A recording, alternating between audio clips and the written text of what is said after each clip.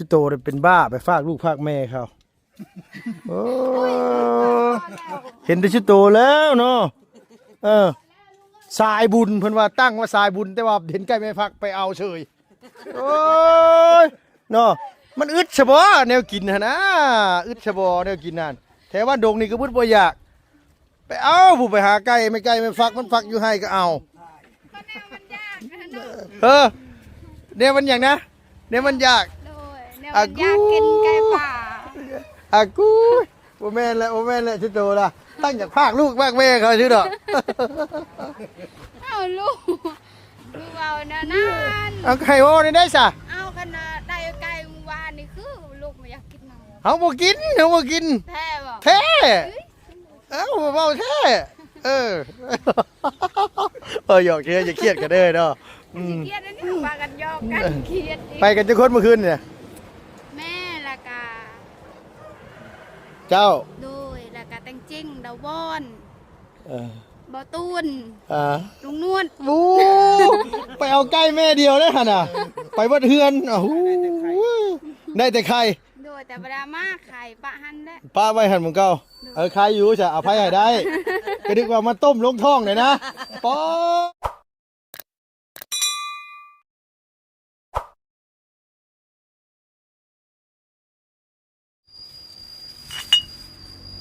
เอาน้องพี่น้องกลับทักทายสบายดีเด้อช่วงเที่ยงเพื่อนเว้ยห้อนดีรอมันนี่อบอ้าวขนาดเลยเพื่อนเว้ยสุดยอดเลย2-3 มื้อแหละอากาศเป็นแบบนี้เนาะโอ้ได้อย่างมากเลยผู้สาวมีโอ้โดยผู้แรกไปให้แล้วไอ้แล้วผู้แรกไปเนาะ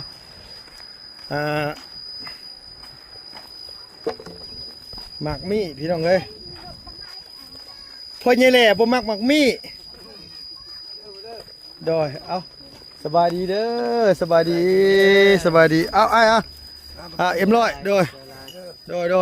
บ่ได้มาเยี่ยมแต่เฮิงได้เห็นอยู่แต่ละมื้อก็แต่ว่าบ่ได้มีเวลาเข้ามาหาโดยเห็นออดแอดอยู่แต่ละมื้อฮะเพิ่นกำลังกันว่าเดาไม่แล้วได้เหรอไม่ไอ้ยังแต่แป้นเนาะก็ว่าประเทศ28เขาจะตั้งเลยยกอ๋อที่ประกอบก่อนแม่นประกอบก่อนตอนนั้นจังเราตำลังเนาะโดย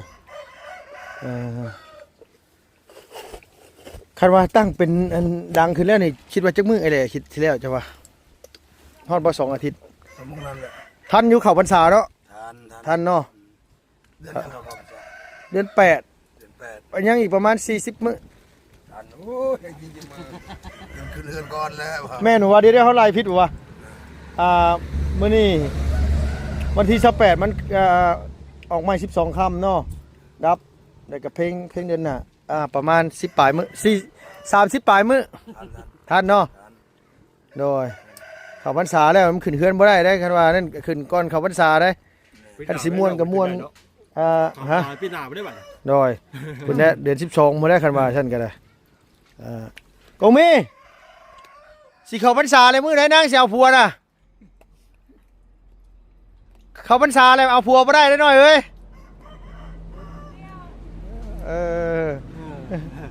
ได้ยังน้ำยังไงน่ะน้ำสมพักฮะบ้านเจ้าเอาได้บ่เข้าพรรษาได้เนาะโดยสบายอยู่เสด็จเนาะจะว่าบ้าเนาะเข้าพรรษาเอาได้ก็ถือว่าโอเคแหละป้าแม่เนี่ยเนาะไม่ถือศีลกินเจก็ถือว่าผ่านละโอ้แต่เก่าแต่สมัยแต่พ่อแต่แม่ตะกี้นี่เข้าพรรษาชื่อนี่มันก็แล้วมีกันเด้อพี่น้องเด้อโดยเอาแม่เลยเอาแม่โดยมักมีกับเซเมนต์ลายอยู่เพื่อนประตูแล้วนะลายดีเลยฮะโดยอันนี้มักมีแต่ว่ากกนั่นกกเมื่อวานนี่แซ่บดีกกเมื่อวานนี่อันนี้มักมียังหรือมีฝ่ายบ่มีหนังแล้วโมแม่มีหนังมีฝ่ายก็มีฝ่ายมันเละแล้วเนาะโมเมนฝ่ายนะนี่นะฝ่ายว่าฝ่ายหนังนี่แซ่บเลยมันจะกรอบวะมันจะกรอบกว่าบาง กรอบแบบกรุบๆเนาะ หวานน้อง หวานแห้งดีหน่อย พอน้ำบุญนะก็ไม่ง่ายมา กินข้าวอิ่มแล้วก็ให้มันข้าวลงท้อง น่าบ่เดือดอกซับนี่นะว่าติเฮ็ดเวียกไปเมื่อยนี่ก็หอยน้อยเลยเนาะแช่เย็นๆนี่ก็คักแท้ๆได้ปอกได้แช่เย็นๆนี่แซ่บแท้ๆได้นี่นะแต่ว่าต้องปอกก่อนนะล่ะคันบ่ปอกก็บ่แซ่บเอาปอกแล้วแช่เย็นๆคักอยู่ แต่บ่ลุงว่าสร้างกันเบิ่งนั้นคือราคาอยู่บ่บอกกันเลย 20 ล้านตั้งเสาที่คาน ตกลงเลย ว่าตกลงแล้วหันแต่ว่าเราบอกว่าบ่แรงแล้วสิมาอีกแต่ว่าเฮาทั้งผู้ใหญ่ใจะดีเพิ่นบอกว่าอยากให้เฮ็ด8x12 8x12ก็สิซ้ำหลังนี่แหละนี่สำเพิ่นแม่ใจะดีนี่แหละสำเพิ่นแม่แต่จริงนี่แหละนี่8x12โอ้ก็โดยทั้งเฮือนครัวนำแน่แหละบ่แม่นว่านี่เด้เฉพาะตัวเฮือนกับบนนี่เอาออกมาข้างนอกก็3 เมตรเนาะอันว่าอันนั้นมันน่ะตัวเฮือนก็สิบ่กว้างปานใดดอกตัวเฮือนก็สิประมาณ 5 เมตร 6 เมตรเนาะ 6 เมตร ข้างหน้า3 ข้างหน้า3ข้างใน3 ข้างหลัง3เนาะตัวเฮือนก็6 เมตรเนาะ 6 เมตร12ถึง6 เมตร โดยตัวเฮือนที่แท้น่ะห้องนั้น6 เมตรแต่ว่าเฮือนครัวอีก3 เมตรเด้ 3 เมตรเอาข้างหน้าเป็นระเบียงมานี่ก็3 เมตร โดยก็ถือว่าบ่ไม่ปานใด บ่เป็นไร โดยแต่ว่า20 ล้านเพิ่นว่าเพิ่นขอเพิ่นว่า25แต่ว่าน้องว่าจ้างบ่ได้25แพงโพดมันโหดโพดน้อยแหละเนาะตั้งเสาเทคานแต่ละสุดขึ้นอีกบาทที่นี่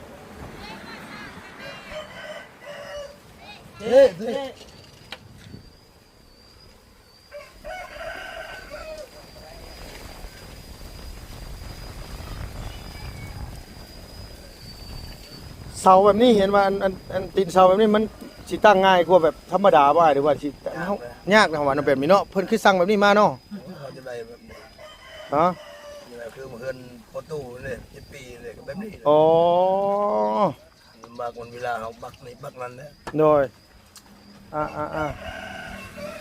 มันก็สิยากกว่าอันตัวธรรมดาหน่อยแหละเนาะ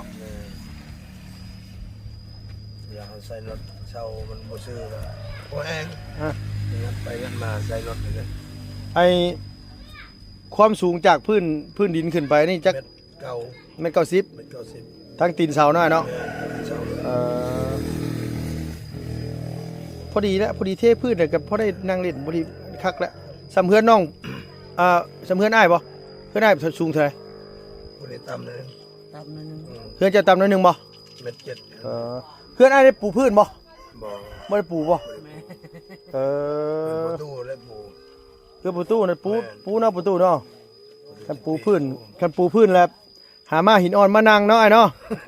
บ้าเฮาว่ะเปจัก2-3 อันมาผูกแขนนี่บ้ามาแต่ให้นำเขาให้ได้แล้ว มาแขนใส่อยู่หั่นบ่คักปานหยังได้เฮาว่ะแล้วเฮ็ดให้ไว้ได้ปีนี้เจ้ากะ เห็นไหม เฮ็ดบ่เฮ็ดส่ง3มื้อบ่ได้มาราคาสักเข้าให้แล้ว แนวอะไรสักเขาให้บ่ได้ แล้วเลย หาคนมาดีว่าที่ไหน 5 คนนำนี้ จ้างบ่ดีว่า จ้าง เอาเองจ้างเอาได้ชั่วโมงนี้เนาะส่วนหลายก็จ้างนะ มือแสนปลายเลยจังมื้อ มึงได้แสนห้าเนาะ เรื่องต่อเรื่อง โดย แสนห้าเมื่อก่อนเอา9 คน ให้อีนางนี่กับน้องไปเบิ่งมื้อเช้านี่ปักกุ้งกวางให้ก็สิเอาคนคือกันแล้วให้ก็ได้ คนมือแสนปลาย จ้างเขาจะปลูกมันอยู่พุ่นก็เบิดเท่าไหร่3-4-5 ล้านพุ่นโอ้ยเราดุนางน้อยๆนั่นน่ะไปทางไหนล่ะล่ะมาแต่ไสเฮ้ยน่ะฮะบ่มื้อไหนสิเอาผัวน่ะมื้อไหนสิเอาผัวน่ะฮะโอ้ขมังได้เฮ้ยตัวนี้น่ะโดย ตะมูด อยากได้ ฮะ อยากได้ บ่อีหลี ตะมูดคือแม่ เอามุดมาเกยตะเวียปะ ตัวบ่ได้ให้นะเอาสบายดีเด้อ ดูสวัสดี ว่าแต่ให้ ดู มื้อได้ซักให้ต่อบ่นี่ให้พ่อกาย ท่านยังบ่ฮู้เด้ยังมื้ออื่นบ่ จังหวะยังบ่ได้ถามเนาะ ตักบ่ฮู้ ให้เจ้าซักได้แล้ว โดย ได้บ่ไปเอาไก่เมื่อคืนน่ะ ได้แต่ไข่3หน่วย แม่เห็นบ่ได้ บ่เห็นเลย แม่เห็นบ่มาเลย มันก็บ่มาแล้วแนวไก่บ่ทันได้ฟักเนาะอ่ะจุโตได้เป็นบ้าไปฝากลูกฝากแม่เขาโอ้เห็นแต่จุโตแล้วเนาะสายบุญเพิ่นว่าตั้งว่าสายบุญแต่ว่าเห็นไก่แม่ฟักไปเอาเฉยโอ้ยเนาะมันอึดซะบ่แนวกินหั่นนะอึดซะบ่แนวกินนั่นแถวบ้านดงนี่ก็บ่บ่อยากไปเอาผู้ไปหาไก่ไม่ฟักมันฟักอยู่ให้ก็เอา ก็แนวมันยากนะเนาะ เนี่ยมันอย่างนะเนี่ยมันอยาก โดยแนวมันยากกินไก่ป่า อากูโอแม่นแหละโอแม่นแหละชิโตล่ะตั้งจากภาคลูกภาคแม่เขาชื่อดอก เอาลูกเอานั่น เอาไข่โอ้นี่ได้ซะ เอาขนาดได้ไก่เมื่อวานนี่คือลูกไม่อยากกินน้ำ เอาบ่กินเอาบ่กิน แท้บ่ แท้เอ้าเบาแท้หยอกเชื่ออย่าเครียดกันเด้อเนาะ เครียดนะนี่มากันยอกกันเครียดอีก ไปกันจะคนเมื่อคืนเนี่ย แม่ละกา เจ้า โดยละกาแตงจิ้งดาวบอน เออ บ่ตูน ลุงนวล บูไปเอาใกล้แม่เดียวเลยฮะน่ะไปวัดเฮือนอ้าวได้แต่ไข่ โดยแต่บดามาไข่ปะหันได้ ป้าไว้หันมึงเก่าใครอยู่จะเอาไผให้ได้ก็นึกว่ามาต้มลงท้องเลยนะป๊อดโตสมันสิให้แม่มันน่ะคันต้มแล้วน่ะสมันสิให้เอ้าอีหลีล่ะเอ้ยบ่ติเพิ่นติโตได้เฮ้ยเนาะให้คือกันนะเขาเป็นเฮาก็ให้ได้เฮาได้อีหลีไอ้เหล่หัวเอ้าน้อยแหละเนาะลูกไผบ่หักเมียไผบ่หักน้อยเนาะ ต้องหักลูกแล้วเนาะ โดยมีลำไข่2ไข่นี่ไปเอากันเนาะโดโอ้ยตายแล้วตายไอ้หล่าอีหยังวะไอ้หล่าว่าบ่เข้าหูใช่บ่ดีนะวะ นี่อย่าง โอ้ยอกเขาเว้าตัวนะเว้าตัวไปเอาไก่ป่านะ บ่เป็นหยังบ่เป็นหยังเนาะ โอ้ย บ่หยอกก็คือบ่หยอกสิ ก็โยกก็ม่วนแล้วเนาะ กินแม่งมีนี่ บ่ เจ็บท้องเอากินมีนี่เจ็บท้องบ่ เจ็บท้องกินชมแน่กินมังมีแน่ แม่นบ่ไอ้บ้านเฮานี่กินแต่มะม่วงนะเจ็บท้องกินบ่มีบ่เป็นหยัง เอากินปนกัน กินปนกันเนาะ โดย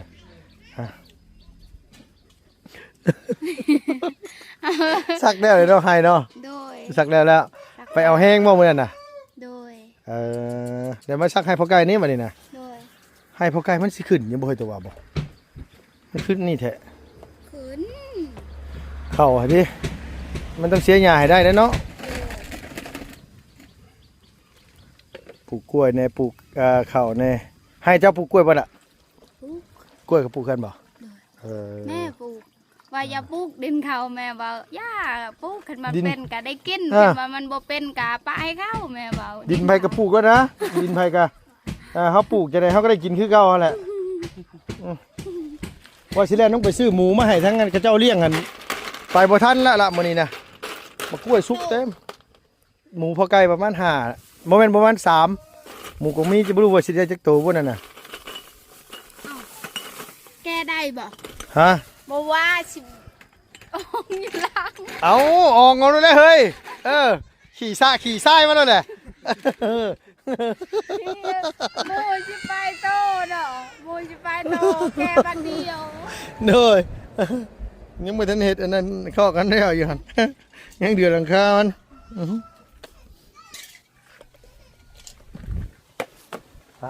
ฮ้อนแท้เลยบ่เหรอบ่ไหวเด้นี่เนาะ ลูกบ่ฮ้อนดอก มันยังคือสิบ่ฮ้อนเฮากับคนคือกันเฮ้ย เย็น เนาะ เย็น สร้างว่าวแถวเฮาบ่แม่นเสาไฟฟ้าแล้วเฮาสิยืนซื่อบ่ปากบ่ติงนะสร้างว่าวแถวหมอนี่ฮ้อนคือกันเลยเฮ้ย เย็น เย็นนี่ใช่ปะเจ้าหันเย็นนะมื้อนี้คืออเธอบ่ตัวเป็นหยังมามื้อนี้นะ พิเศษ พิเศษบ่โอ้ พิเศษมาแต่ชิ้นให้ ขนาดว่ามาเสียให้ยังออกปานนี้เนาะขับไปเที่ยวการเที่ยวงานมันสิบ่บ่โทซะบ่ โอ้เข้าจน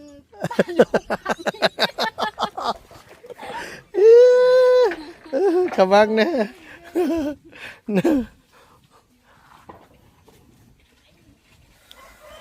ฮ้อนอีหลีรอเสามันหนาเท่าไรแหละบ่เสาบ่ หน้า15 หน้า15ที่ให้เออ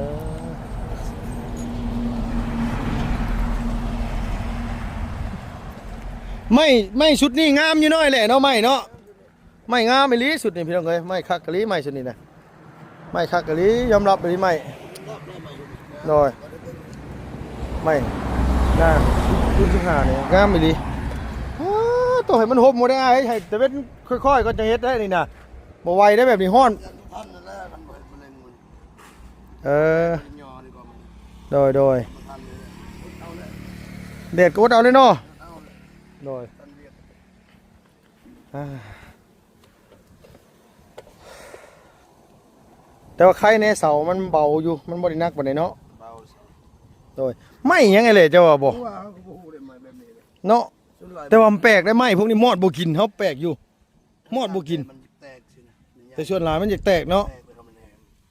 ถ้ามาเอาเดือนเนี่ยมันห่มน่ะใครแน่บ่ โดย ถ้ามาปะข้างแดดเป็นนี่ซึกฝนซึกแดดอยู่อันตรายอยู่ซะ โดย มันละเอาเลย โดยแต่ว่าไม่มอดบ่กินเฮ็ดแต่ละหลังมอดบ่กินเลยว่ามันไม่จักไม่ดงน่ะมั้งเขาว่ามันเป็นไม้โคกนะไม่พวกไม้อยู่ติอยู่ดงอยู่หยังสินะไม้พวกนี่บ่แม่นไม้อลางไม้อันนี้น้อยเนาะบ่แม่น เอามาเลย ไม้ลางบ่แม่นไม้ลาง ตัวนี้จะเนื้ออ่อนนี่ ตัวนี้เนี่ย อ่อน ไม่ยังบ่ดีนะเบาพร้อมเลยเบามีแต่ต้นเบาๆน้อยเนาะอ่ะจะเป็นไม้หยังบ่แม่นบ่ไม้งิ้วไว้แหละบ่แม่นนะเนาะ ไม่งิ้วบ่แม่นลูกเด็ก บ่แม่นไม้งิ้วเนาะจะเป็นไม้หยังแต่ละเป็นต้นแต่ละลำแต่ว่าคักอยู่แต่ว่าคือว่าแหละไม้ชุมื้อนี่นะมันไม้หยังก็ตามแต่คันเฮาดูแลดีแต่มันก็นี่อยู่เพราะว่าเฮาทาทาสีเอาน้อยแหละเนาะทาสีอะไร ช้างมันตกลงเลยโอเค โดย ลงเลยช้างตัวนั้นตั้งเสาเลยเกิดมันตกลงเอาสิแบงสิครับปิดไปเลย บอกกันว่าเฮือนดินแน่เฮ็ดเป็นบ่ตั้งเสาเทคาน ใหญ่ใดเฮาเฮ็ดอยู่บนแห่งเก่าคน18อีกเดือนดิน เอ ยัง อ บ่แล้วจำดินนี่ยามตัวนี้ก่อนจบก่อนอีก2-3มื้อให้บ่นั้นมื้อ บอกกันว่าเขาเจ้าบ่เฮ็ดอ้ายเสียดบ่ชาวลาด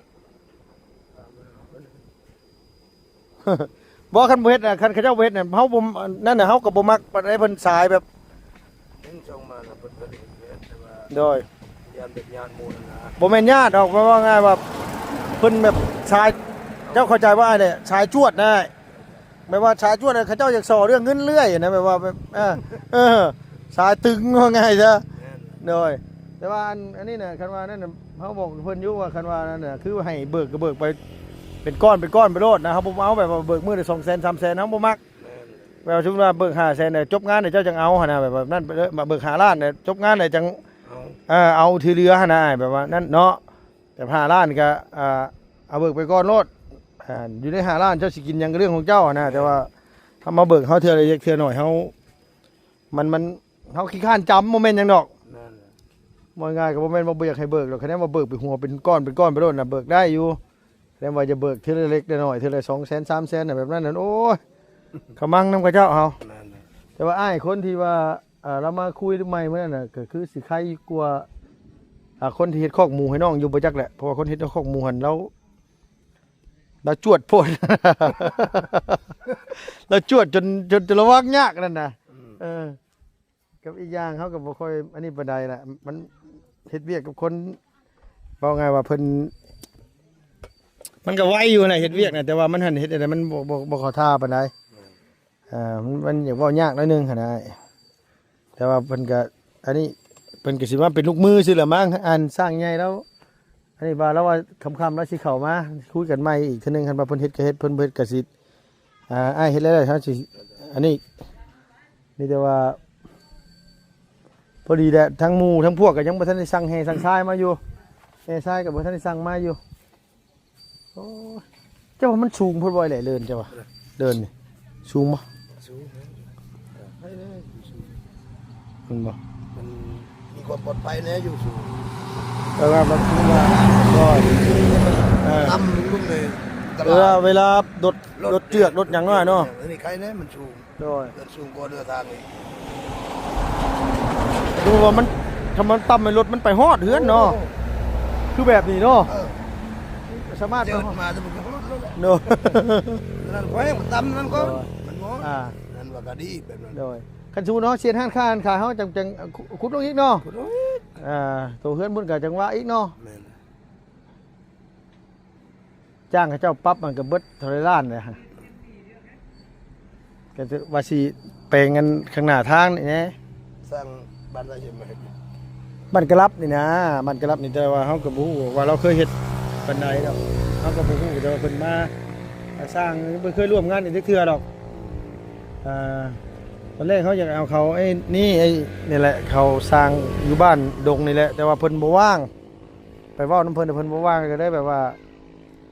ให้เพิ่นหาอยู่แถวนี้มาเพิ่นเข้ามาเบิ่งเมื่อวานนี่มีแต่ว่าสิไปได้จักน้ำบุญน่ะนะเดี๋ยวถ่าเบิ่งน้ำเพิ่นนี่ก่อนบางเทื่อแล้วเฮาบ่อยากไปว่าเฮ็ดงานน่ะยันบ่ได้ดังใจยันโตนงานเฮาอ่ะนะ เอาอีนิดหน่อยเลยเนาะสายนี่มันจะโตนได้สายนี่น่ะ คือปันมาได้ น้อย งานเกินแล้วปันมาต้อง น้อย แต่ว่างานบ่ทันได้เคยร่วมงานกันคันว่าบ่นั่นก็มีแต่ว่าฟังเบิ่งคันว่าเราบ่เฮ็ดก็มีแต่ว่าสิถ่าชุมอ้ายให้อ้ายตั้งเสาที่ค้านให้เฮาโดยมีแต่ว่าอันนี้กับอีกอย่างเฮาก็บ่อยากถือเงินเพิ่นไว้โดนถือเงินเพิ่นไว้โดนได้ใช้เงินเพิ่นแล้วเป็นหนี้เป็นสินก็จะหามาคืนเพิ่นอีก เขามาแบบนี้มาครบตอนนั้นแหละสำหรับทรายปูนเรียบร้อยปูไปน้ำจันทร์นะ เฮ็ดอยู่พุ่นไปน้ำเพิ่นเฮ็ดเวียกปูนยังว่าเฮินใหม่แล้วไปน้ำค่อยนี่ โดย ช่วยเรื่องแบบใหม่นะคือนั่นแหละเฮ็ดไปน้ำเฮ็ดไปน้ำ โดยเอาโอเคใช่เลยเนาะเอาอยู่ดีมีแห้งง่ายสบายดีเด้อหลายมื้อเลยพี่น้องก็เห็นแล้วมาเฮ็ดเวียกกันแต่ว่าลุงยากอยู่น้ำอันนั้นพุ่นกับอีกอย่างก็ว่าสิเล่นไปซื้อนี่ก่อนไปซื้อไม้ก่อนมาเฮ็ดคอกหมูก่อนมาแล้วบรรทัวเนาะเอาสำหรับที่นี่ก็ไปได้เพียงเด้ออยู่ดีมีแห้งอย่าเจ็บอย่าจนลำบากไปด้วยสุขภาพพันไม้แข็งแรงครับพี่เนาะไปแล้วพี่น้องบ๊ายบายสวัสดีเด้อ